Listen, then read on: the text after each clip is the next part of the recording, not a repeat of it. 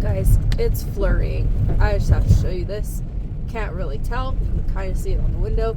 This is the first flurries we've gotten all season. And that's ridiculous. Usually we're snowed in by now. It's like legit kind of trying to snow. And I'm going to work.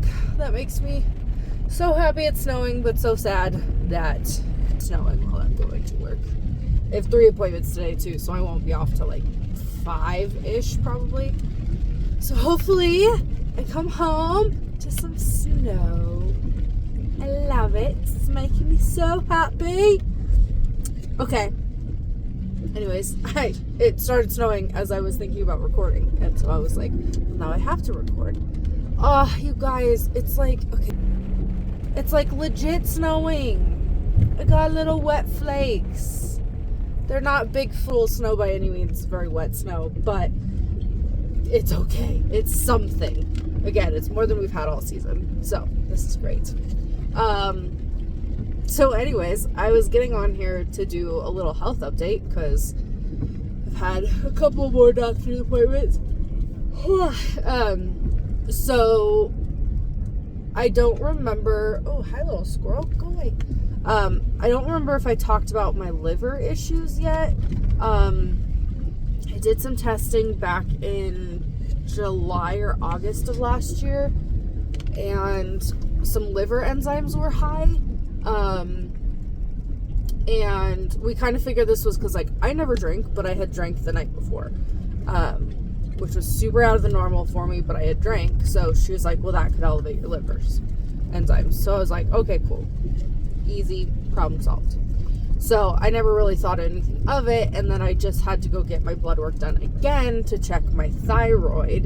And when we did that, my liver enzymes were still high, and they were even higher. So it's kind of concerning to me because I don't really know anything about your liver except for you can turn yellow, and like if you're jaundice, and you can get a liver transplant. Those are about as far as I understand about the liver. Don't come at me. Didn't study human body stuff like that. So the good thing is I tested negative for any viral infections. So anything, it's actually so many weird noises in my car. I have boxes still for moving my studio, so I still have so many weird noises in here. So I tested negative for any viral infections like hepatitis, or there were some other words that were too big for me to remember, because I don't do medical stuff. So we have to do, in a couple weeks, I have an ultrasound so that they're going to look at my liver, make sure there's no like really bad like scarring or anything. I don't really understand all of it. I'm just going to do what I need to do so that my doctor figures out what's going on. But it's kind of scary. And then so the other part of it was my thyroid. So I have kind of like 2 issues that they're trying to figure out right now.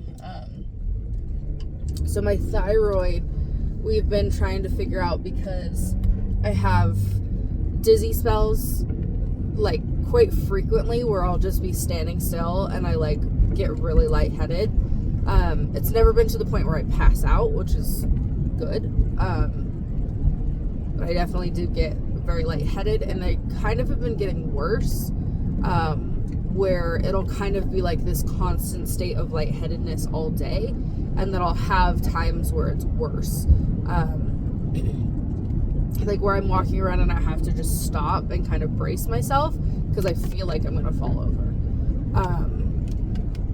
So we've been kind of trying to figure that out. We've been kind of trying to figure out why I'm tired all the time and like never have any. Oh man, I forgot my meds. The Wellbutrin that I'm on, I am taking in the mornings now, and that helps me throughout the day, versus if I take it at night, I still feel really tired during the day, and I forgot to take it. Damn it. It's fine. I can miss a day. Today might just suck because it's a time release one, so like the one I took yesterday doesn't do anything to me. So my weight issues, like I have been changing my diet. I haven't really been eating a ton of fast food because there is no fast food where I live, and now that I'm working up here, it's not accessible, which is fantastic, and that's exactly what I need. I need for it to not be near me so that I don't eat it. So, which is so stupid. I should just be able to not eat it, but I can't. So, weight, dizziness, tiredness, anxiety and depression. We've kind of been doing a lot of that stuff, not necessarily that everything's related to each other, but we've been kind of, and my ADHD, been kind of trying to figure out what could be linked together, what could maybe be an underlying health thing versus what's just anxiety and depression that I've had my whole life. So we checked my thyroid. My thyroid is fine, which again is good. I don't want anything to be wrong, obviously. Like, I'd like to be healthy and be good, but now we are going to check my cortisol levels. Cortisol is what is kind of puts you into that fight or flight, and can be affected by stress, trauma, some other stuff like that, of my understanding. I studied it when I was younger and I was in psychology, but that was 10 years ago, so it's been a while for sure. But she kind of thinks that my levels are just super high and super out of control. And this can cause, when your cortisol's high, you kind of live in a state of fight or flight, and everything's very extreme. It's very like black and white. You're either fine or you're gonna die, and that kind of makes a lot of sense for me, because I've had anxiety my whole life. And my dad studies, he has his master's in psychology, and he studies brain chemistry, and he studies all of this, and he was like, that would make a lot of sense, because things are very extreme to you, and I've had anxiety my whole life. And he said, since I've had anxiety and never really figured it out until like 5 years ago, I mean, not figured it out, but kind of talked to someone and got on some meds to help lower it. But he said it would make sense that my cortisol has kind of just become hyperactive throughout my whole life, because my anxiety is always there, that it just produces more because it thinks you're in trouble. So it'll be really interesting to do that. I guess the way they don't usually test it, because it's something that has so many vague symptoms, but all the vague symptoms are what I have. The weight gain / inability to lose weight, always feeling stressed out or tired no matter what you do, the anxiety, the depression, it could be kind of causing the dizziness. So there's a lot of different things that could be linked to that. Now, I'm not saying that's going to be a fix-all if that's the problem, if that is high, but then we can at least start to manage it and try to see what symptoms kind of go away while I'm fixing it. So I have that test in a couple weeks. It's like March 2nd right now, and it's like the 20th or 21st, somewhere around there. So I have a couple more weeks, 2.5-ish, 3 weeks. And the way they test it is you take a pill at 11 o'clock at night, and then you get your blood drawn at 8 a.m. the next morning. So she said it's very time sensitive. It needs to be done exactly like that, or the test won't necessarily be accurate. Don't know how it works. Don't really understand any of that part. She's really good at explaining things, but that doesn't mean I'm going to understand it. So I'm just following my doctor's instructions with that. And then beginning of April is when I will have my kind of results and sit down with her. Did I say May again? April. If I said May again. It's like stuck in my brain that I said May. April. So it'll be really interesting to see what those kind of show. So my doctor's appointment isn't until April, but my blood work is on like the 20th or 21st for the cortisol, and my ultrasound is on like the 25th, I think. So as soon as the results are done, they go into my chart on my app and I can see the test results. So that kind of helps my anxiety, that I can kind of know before I have to wait for the doctor's appointment. But I also am not a doctor, so some of these things I do not know how to read unless it's very obvious, like fine or dying. Like, unless it's very obvious, I can't necessarily understand anything. So that'll be really interesting. Again, it would make sense that my cortisol levels are high, and that's why I have some heart palpitations. I have my dizziness. Like, it would just make sense because of who I am and how I've always kind of stressed out about things a lot, more than the normal person. And I don't think a lot of people understand that it might just be my brain chemistry that causes me to kind of freak out about stuff.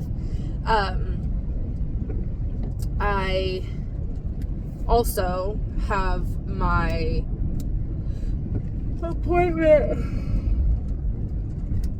with the surgeon in like a week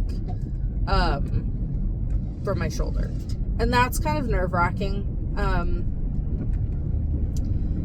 And I'm really not sure if I want to do the surgery. At first it was like once the cortisone shot kind of started to not work as well, I was like, hell yeah, let's get the surgery done, let's figure it out, let's be out for 3 months and I'll be fine. But the more I work up here, the more I'm like, I don't really want to be out for 3 months, because right now I'm booking appointments out into April and May, and so I would have to bump the surgery out to like June or July, and every time someone comes in, I'm booking their appointment. So I'm still going to be booking appointments for that time. But I really just hope that the doctor can be very like straightforward with me. And because I have also been doing some other things that it doesn't hurt as terribly.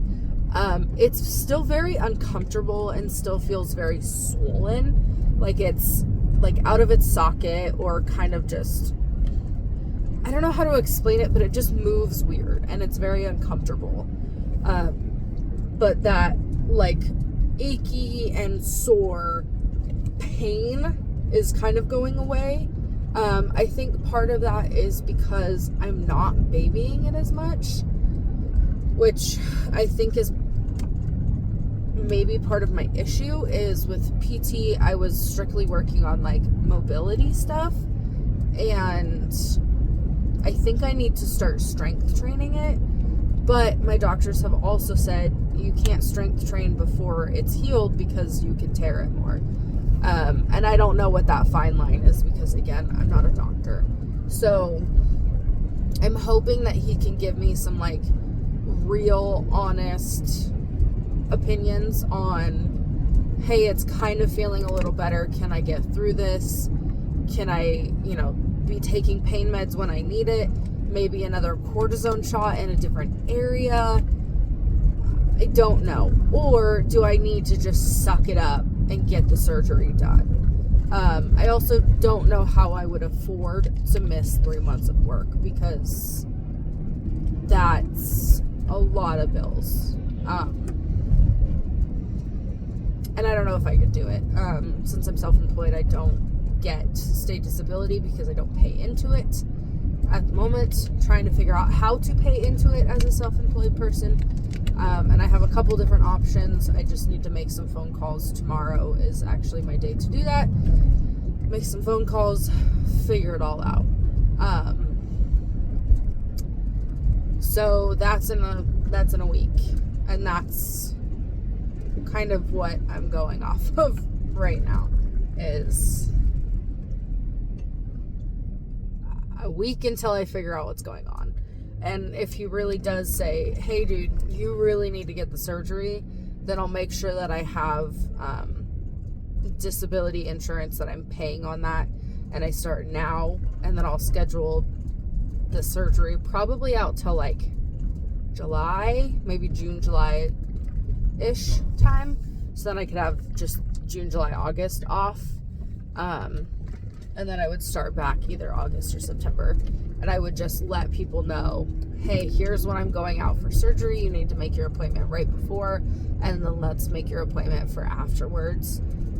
So those are on the books, and so I know that I'm coming back to something too. That's also important, especially since I'm growing my clientele right now. So those are my updates. Also, my drive to work is not an hour and a half right now. I'm like halfway to work already, and it's like 30 minutes, and that's wonderful. That may still seem crazy to some people, but if you know where I live, you understand. So I will do another update soon. I'm getting to work early before my appointments to kind of put some stuff together, because everything is still so disorganized and in boxes, because I was slowly moving stuff up and I don't quite have everything I need. So we will see. So bye. See ya.